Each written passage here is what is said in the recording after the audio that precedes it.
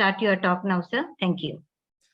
Thank you so much. Good morning, ladies and gentlemen, all distinguished guests, and all those who have taken our time to be here for this talk. I would like to begin by thanking School Reformers panel for giving me this opportunity to come here and to address a gathering of such high standards.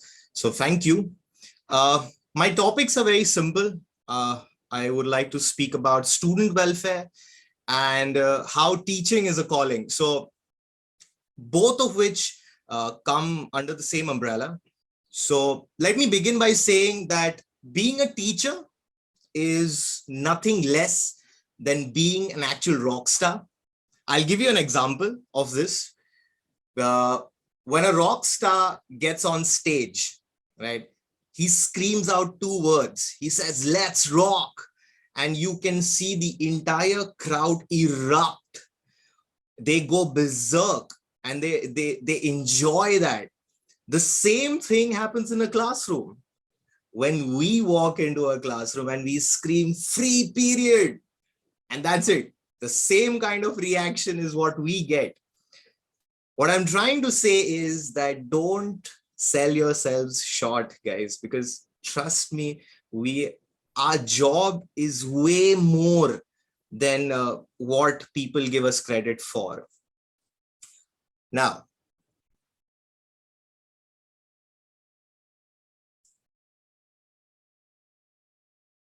like many other teachers, teaching came to me not as something that was my first choice.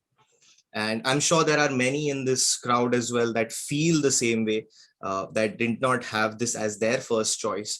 But what I realized was the fact that it was my calling, but it did not happen till I actually did not go to a classroom. So like many stories, my story also starts with the fact that financially, my father couldn't afford me going to college.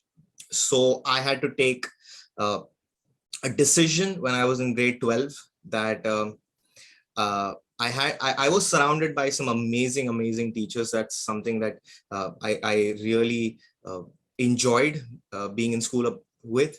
So what they told me was there is this particular institution right up in the north by the name of Mount Herman, which is in Darjeeling, which takes in candidates from all over the country. It's the only male teachers training institute of its time. At that time, it was the only one. And so I applied, and luckily I got in because it's a 2-year strenuous program. I went there, and that's where I realized that being a teacher is so many things. It's a long journey. Teachers have to spend late nights in corrections, submissions, preparations, documentations, worrying about students, worrying about your own mental health, your own physical health. There's such a long journey that we have to take, and then we qualify and we call ourselves, and we are proud to call ourselves teachers. So what you must have guessed by now is I'm talking about teaching being a calling. In today's financial world, we speak so much about money and the importance of it. And I do realize that coming from not a very affluent family, I do realize that this job is some of yours only income. And trust me, I respect that.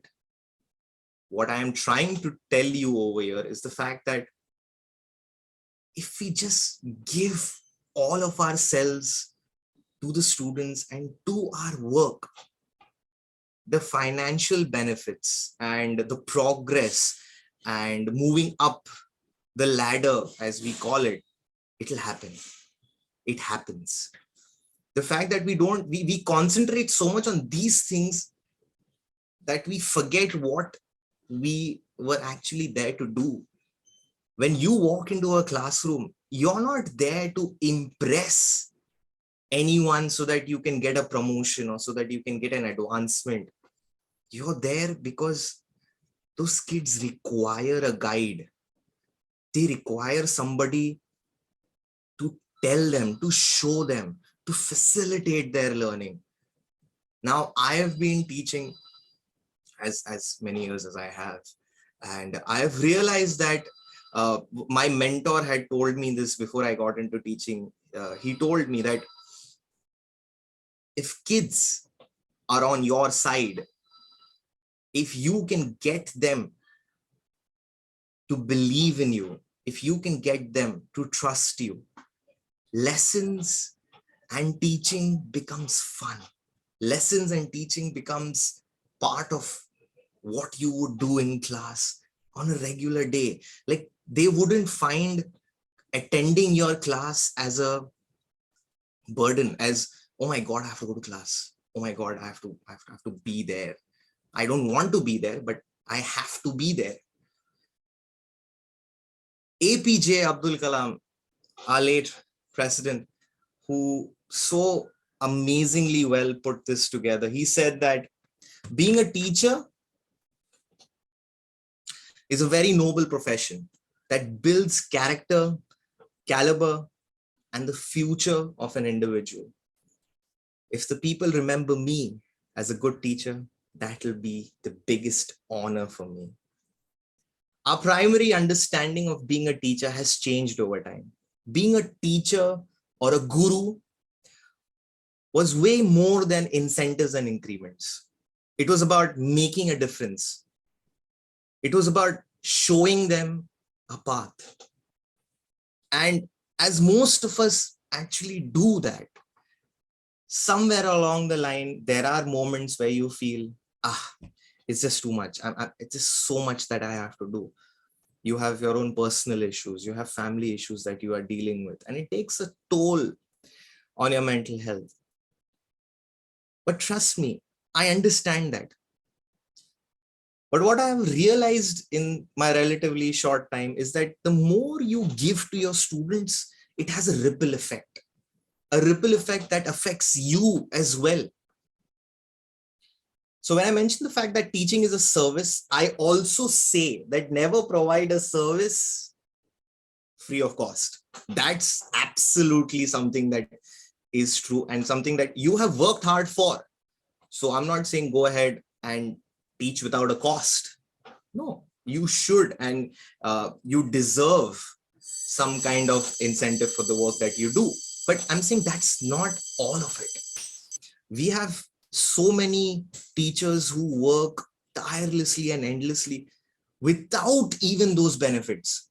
There are so many amazing examples all over our country who they have achieved that kind of self-awareness that they require to help these students around our country.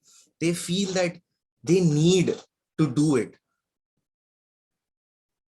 I can say that in our classrooms, our students are just not roll numbers. They are vibrant, intelligent, loving, and caring individuals. Although I know some of you must be thinking, come to my class and I will see who you call vibrant and intelligent.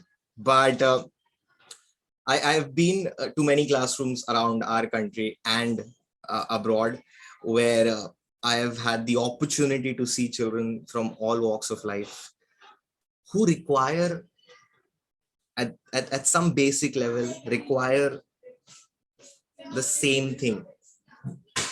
They need the need to be recognized, the need to be motivated, the need for attention. These are kids of ages 4 to 16 who are in their primary years, who are in their years of growth, who are in their years of bursting out with the kind of talents that we could nurture. They need it. And they need somebody to help them through a phase of self-doubt. I think we as well as individuals have this big fear about self-doubt. And as teachers, it's not only our responsibility, but it's also a way that we can connect to our kids. If we can help them through it, to assure them, to make them feel safe, to create an environment where they can grow and be safe and be appreciated, that's all they require. They do not need somebody adding to their self-doubt, because sometimes in the spur of the moment, we say things that we don't actually mean. We feel at that moment that, oh, they require the discipline, they require that we be harsh to them, they require that we put our foots down and get it across to them that no, this will not be tolerated, and I am for it.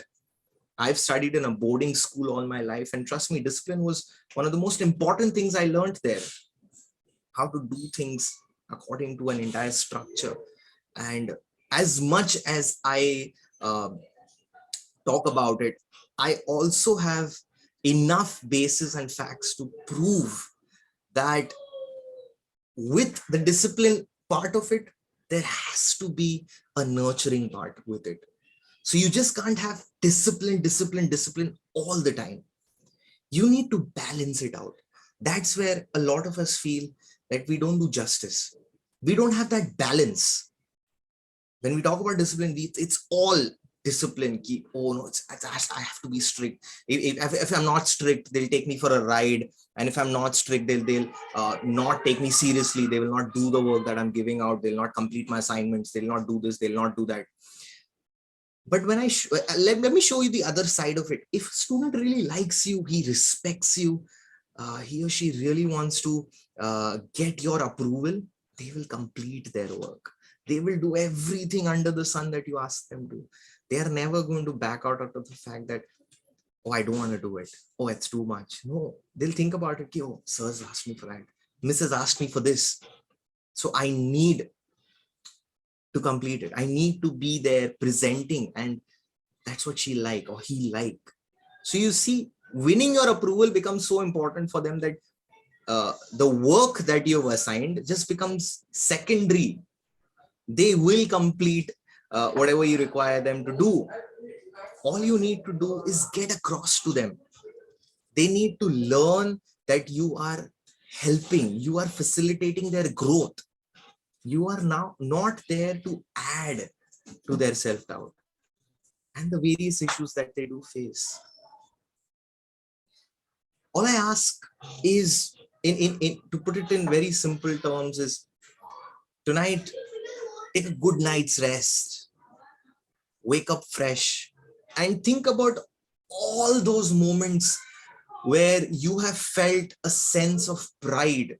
Like your chest has swelled up with pride when you see one of your students perform or achieve or showcase a talent that you have nurtured for them. Imagine telling a grade 4 student or a grade 3 student or a grade 2 student that, oh, you're very good at writing. You write very well. The content that you've written is amazing. What a beautiful story. That kid takes it and he will hold on to it, and then he will work on it. And eventually when they become writers in the world, and when they become journalists, and when they become bloggers, and they become content writers, and then you go up and see such amazing work, and then be like, that's my student. Wo mera bachcha hai. Yeah, that's something that we strive as teachers to do, but sometimes we forget those moments. We only concentrate on the facts, the children who are challenging. There are always children who will challenge you various ways. They will test your patience. There will be discipline issues. There'll be issues at home. There'll be various things that I can't even put down in a list in a 20-minute talk. It's impossible to cover up so many things, because a classroom is so volatile. It just keeps moving, so complex. So the basis of it is the fact that we have to understand why. It's the psychology that goes behind it, is why that kid is behaving that way. Why? What?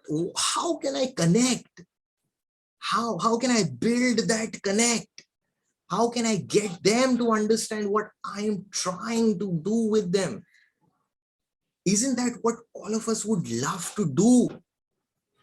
This will remind you that it's about the feeling that has made you to continue to be where you are. When you see the sense of these kids changing, imagine you get a kid who everybody has a stigma on. Everybody is like, oh, you're this, you're that, and you don't do this and you don't do that. Imagine you get one of those kids to get his work together and you help him and you take him forward. And then when that kid really does well, what you realize is that the kid had it in him all this while. He just needed someone to give him that push. You could be that. You could be that difference in somebody's life.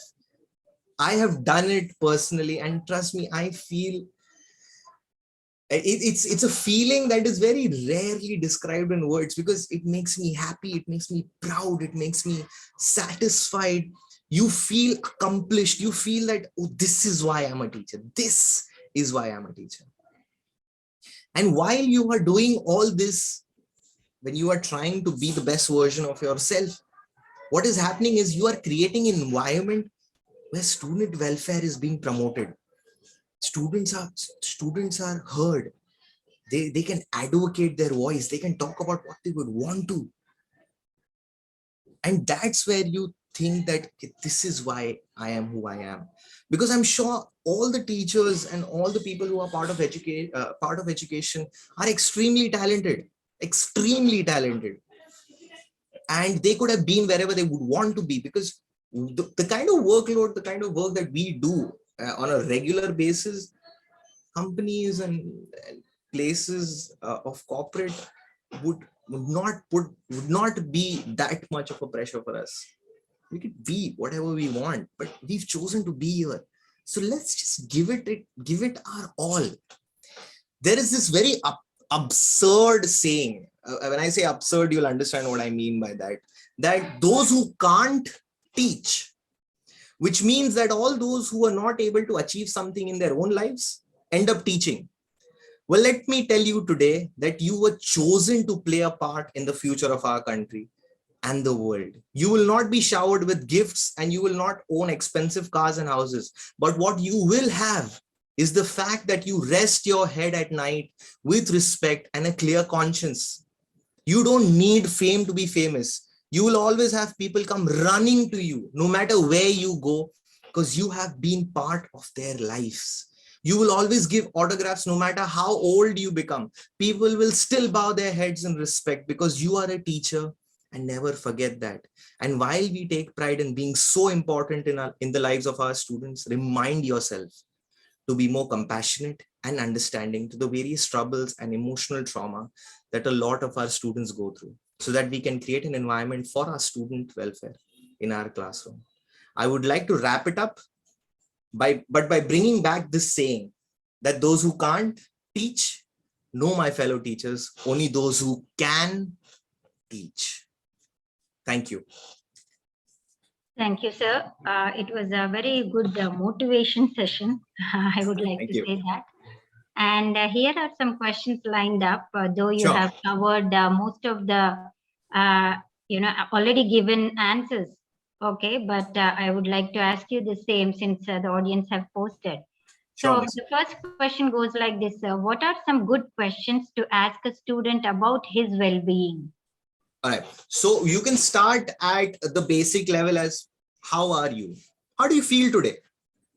What's the emotion you feel? So they'll come up with words like, oh, I feel happy, I feel sad, I feel tired, I feel sleepy. On a Monday morning, I have this routine that I do with my kids. So every Monday, I ask them, how do you feel today? So some feel energetic, some feel excited, some are anxious about the test that is coming up. So what happens is they can put it in words. The moment kids can put these things in words, it becomes more of a way of us to connect with them. Okay, this is what this person feels. All right. So the next time he wants to emote, he wants to share, he will be able to. Okay, sir. So related to the same, what factors affect student well-being? So what we have to understand is that we have a learning community. we have three aspects to this learning community. So we have the student right at the center. We have the home and the parental, what should I say, part of it. And then there is us. You know, we spend more time with the kids than some of our own parents, some of their own parents. So what we have to understand is these three things have to work in cohesion. The moment all these three line up, you will realize that that's where we will understand our students better. We will understand what are their needs. We will understand what are the different aspects that we can work on. Because if the home is nurturing, where a student is free, safe, understanding, so what happens is he's getting the support he requires from home. He brings it to class. He can share it with his friends. He's confident. He's able to speak up. And then when there is a teacher who respects ideas, where there's a teacher who appreciates that, so these factors contribute to the well-being of a student. Right. A peaceful home environment also matters in students' well-being as well. Absolutely. Absolutely. There is an interesting question here. Somebody wants to know, what made you choose this topic to talk about? So for a very long time, I did want to speak about this. I have done this kind of a talk before, where it started off by kids coming to me and telling me that, so how are we so comfortable talking to you? And whereas I find it, we find it difficult to approach so and so. So I always thought that it's a kid's problem where they aren't able to connect. But what I realized over some time is the fact that I think we also contribute to that factor, that we are amazingly intelligent. We have the background, we have the qualifications, we've done workshops, we meet people, we're socializing, we do all those bits. But what happens sometimes is we are not approachable. That is very important as a teacher. So that's where I thought that this would be a very interesting topic to talk about, especially to people coming, since we are all part of the same background. I feel you all would understand what I'm trying to tell you. There are times when kids want to come up to you, but they hesitate. They feel that if I tell sir or miss this, will he get back at me, or will he be able to understand me? So that, I think, is the reason why I thought this would be a good topic. And both of them go together. Like when we talk about student welfare and when we ask ourselves that is teaching a calling, I think they both work together. So that's why I chose this. Right, sir. So somebody wants to know about your inspiration. The question is, who is your inspiration to choose this profession? All right. So my inspiration is actually my mentor. His name is Mr. Malcolm Ovichigan. He taught me English. He was my housemaster. He was my mentor, father figure. I completed my teacher's training and I went back to teach at my own school. So he became a colleague. He became a friend. And he has been my role model since the time I walked into grade 9, my senior year. He's someone I looked up to. He is what I strive to be in a class, because we all loved to be in his class. So I don't have role models who are unreachable to me. I have a role model who I can sit with and talk to and learn from and pick his brain whenever I want to. And even today, I visit him. I make sure it's a regular visit. And I enjoy having a chat with him. Although we work in different schools, he's absolutely so proud of me, of the fact that now I teach at an international school, and he says that now you've gone away a step ahead of me. So that is what my inspiration has always been. Great to know, sir. So whatever you have learned from your mentor, you are applying the same in your school and Absolutely. to grow, in your profession. Absolutely. So coming back to the classroom and the student teaching, the question goes like this: how important is classroom discipline? Extremely important. Extremely. Some of our kids are extremely talented, but they don't have the etiquettes, the basic etiquettes of how to present themselves. And that's where there's a conflict. Like, we know kids have the talent, they are very good at something, but they're very they'll get up and they'll answer in a manner that it would tick us off, like we wouldn't like it. So there are times where we need to get them to understand that moving forward, it's not only your content knowledge or how well you know what you're talking about, it's also the way you present it. It's also maybe putting across real life scenarios where if you would attend a board meeting and if you would be a very arrogant speaker, you won't have people appreciating you. You won't have people actually listening also. Our corporate world and these films and media, they promote this kind of a situation where you have to be badass, you have to be macho, you have to get into it and people have to respect you. No, if you're actually nice and if you're actually good, people want to work with you. And that's where we are moving. The world is moving into that kind of a situation today. You don't want to hire somebody or you don't want to work with somebody who you know is going to add, what should I say, conflict in a group. So you don't want to be that person. Maybe if we could get the kids to understand that.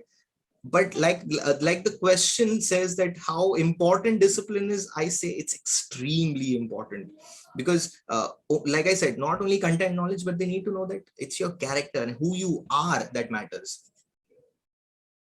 Right, sir. So this is one important question. How to improve teachers' mental health? Yes, now that is something that again I would have loved to have this as a separate topic, but mental health for teachers is extremely important, because we are like a jar. I call teachers like a jar. We take everyone's emotions, we take everyone's challenges, and we take everyone's, they talk to us and we just absorb. We are absorbing, and suddenly that jar is full and you feel heavy. It's like you can't do your job anymore. You can't focus, you can't think, because you're full. You want to share.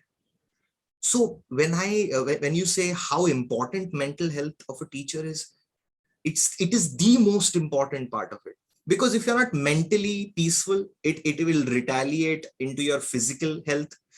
You will not be able to, you feel lethargic, you feel you don't feel like getting up out of bed, you don't want to go to school, you feel that, oh, go, it's just too much, it's just too much. But the ways we can work on it is, you have to first of all, you have to understand that you have to accept it, that you have an issue.